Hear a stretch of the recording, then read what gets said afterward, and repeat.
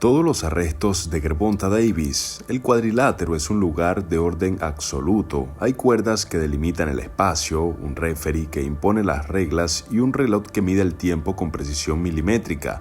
Ahí dentro, bajo las luces intensas y el refugio del público, Gervonta Tann Davis es un cirujano de la destrucción, invicto, metódico y letal. Pero cuando las luces se apagan y Davis cruza las cuerdas hacia el mundo exterior, los límites parecen desvanecerse.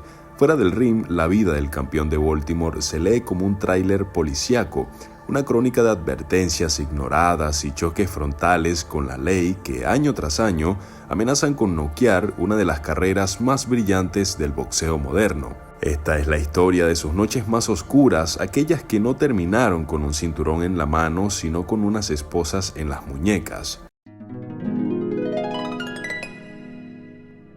El primer aviso en Miami, febrero del año 2020. La tormenta pública comenzó en un lugar destinado a la caridad. Era un fin de semana de baloncesto benéfico en la Universidad de Miami.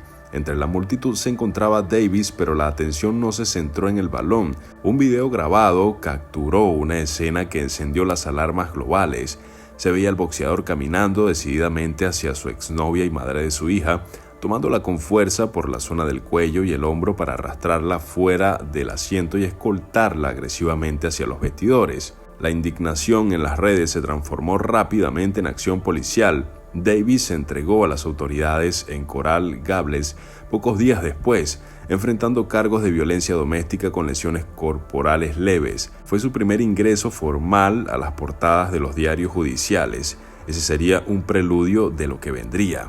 Luego de eso, la noche del impacto en Baltimore en noviembre del año 2020 también. 9 meses después, el escenario cambió las calles de su natal Baltimore. A altas horas de la madrugada, un potente Lamborghini Urus rugía por las avenidas. En un cruce, el vehículo ignoró un semáforo en rojo e impactó brutalmente contra un Toyota Solara. El golpe fue devastador, dejando atrapadas a 4 personas dentro del auto destrozado, incluida una mujer embarazada. En lugar de socorrer a los heridos, los ocupantes del Lamborghini comenzaron a sacar pertenencias del auto de lujo. La policía determinó que Davis era quien iba al volante y que huyó de la escena antes de que llegaran las ambulancias. Aunque esa noche no durmió en una celda, la justicia de Maryland comenzó a tejer una red pesada a su alrededor. Meses después fue procesado formalmente con 14 cargos de tráfico. Aquel coche estrellado se convertía en una bomba de tiempo para su libertad. Otro de sus arrestos fueron las fiestas interrumpidas en Parkland, diciembre del año 2022. A finales de este año, Tann Davis se preparaba para una gran pelea en Washington. El campamento de entrenamiento estaba en su apogeo en el sur de Florida, pero la víspera de Año Nuevo se descarriló. Una llamada de auxilio de 911 alertó a la policía de Parkland. Una mujer lloraba desesperadamente asegurando que Davis la había golpeado en la cabeza. Las patrullas llegaron a la residencia y el boxeador fue arrestado bajo cargos de violencia doméstica por agresión, siendo trasladado a la cárcel del condado de Broward. La pelea de campeonato estuvo a punto de cancelarse. Aún así, días después, la denunciante se retractó públicamente afirmando que Gervonta no la había lastimado y pidiendo que se desestimara el caso. Davis salió libre, pero el patrón de comportamiento ya era innegable. El caso del accidente de 2020 finalmente alcanzó a Davis en mayo de 2023, tras declararse culpable para evitar la prisión efectiva. Una jueza de Baltimore le otorgó un beneficio generoso, 90 días de arresto domiciliario que debía cumplir en casa al lado de su entrenador, además de servicio comunitario. Pero el campeón no entendió el concepto de confinamiento. Pocas semanas después, sin autorización judicial, Davis decidió mudarse por su cuenta, primero a un hotel de lujo de 4 estrellas y luego a una residencia de 3 pisos que acababa de comprar. Cuando la jueza se enteró de la audacia del púgil, no tuvo piedad. En una audiencia de emergencia a principios de junio, se ordenó su arresto inmediato en la misma sala del tribunal. Davis pasó el resto de su sentencia, unas 6 semanas tras las rejas de una prisión estatal. El mensaje era claro: las reglas de la corte no se esquivan como los golpes en el ring. En julio de 2025 hubo el altercado del Día del Padre. Tras un periodo de relativa calma y un regreso tibio a la actividad boxística, los viejos demonios regresaron en el verano de 2025.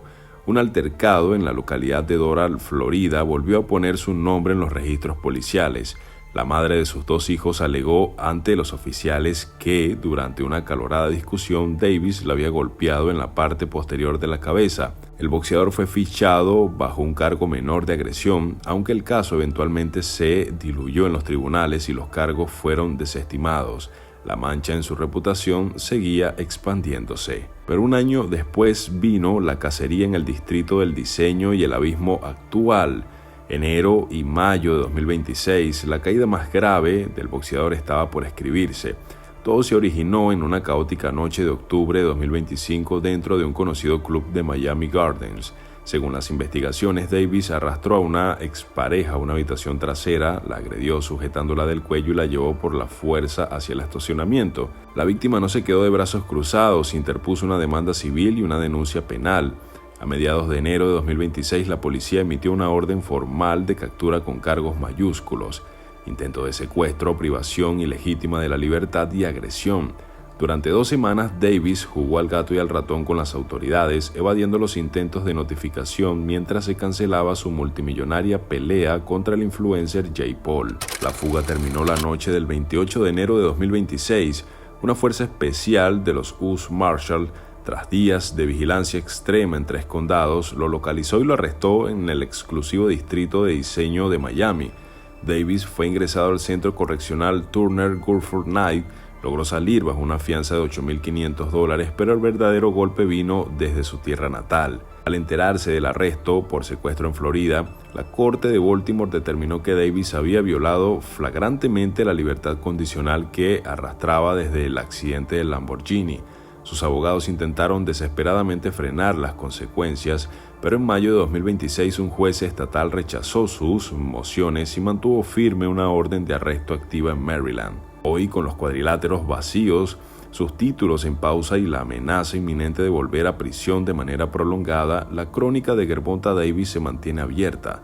La pregunta ya no es quién será su próximo rival con guantes, sino si el chico de Baltimore logrará alguna vez ganar la pelea más difícil de su vida, aquella que se libra contra sus propios impulsos en el implacable tribunal de la realidad. Nos vemos en un próximo video.